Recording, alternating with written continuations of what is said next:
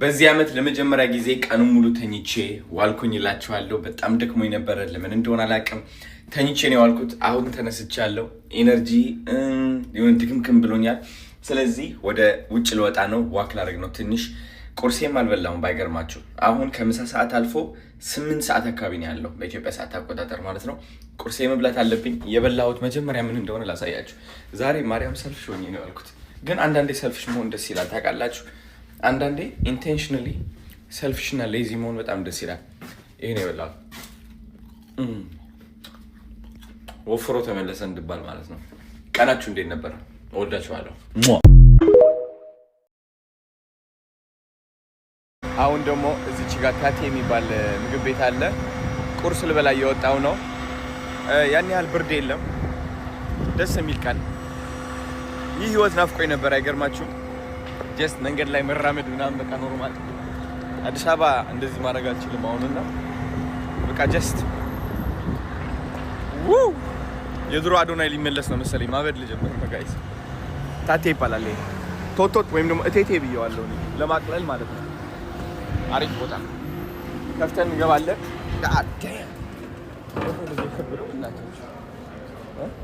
በጣም ነው የሚያምረው። እዩት፣ ዜብራ ነጭና ጥቁር ነው፣ ያምራል። እንደዚህ አይነት ሬስቶራንቶች ያስፈልጉናል።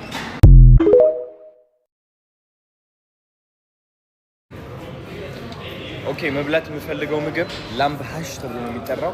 አሁን ወረፋ እየጠበቅኩኝ ይገኛለሁ።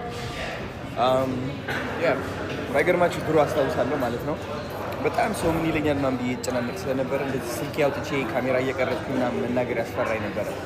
አሁን ግን ላይክ ምንም በቃ ለምን መሰላችሁ እነዚህ ሰዎች ዲሲ ነው ያሉት።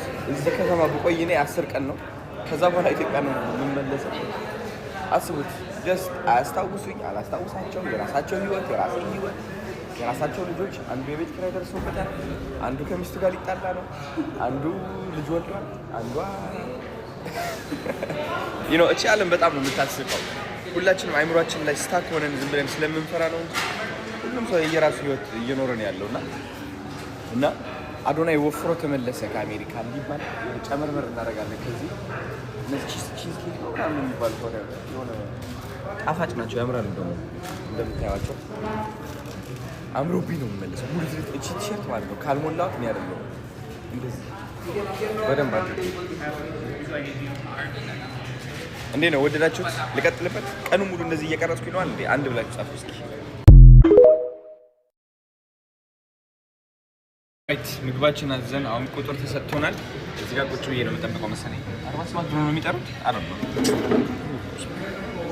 እዚህ ጋር ቁጭ ብለን እንጠብቃለን።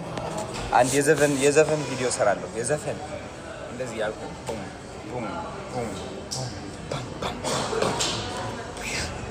ዲሲ እየወደድ ነው። ደስ ይላል።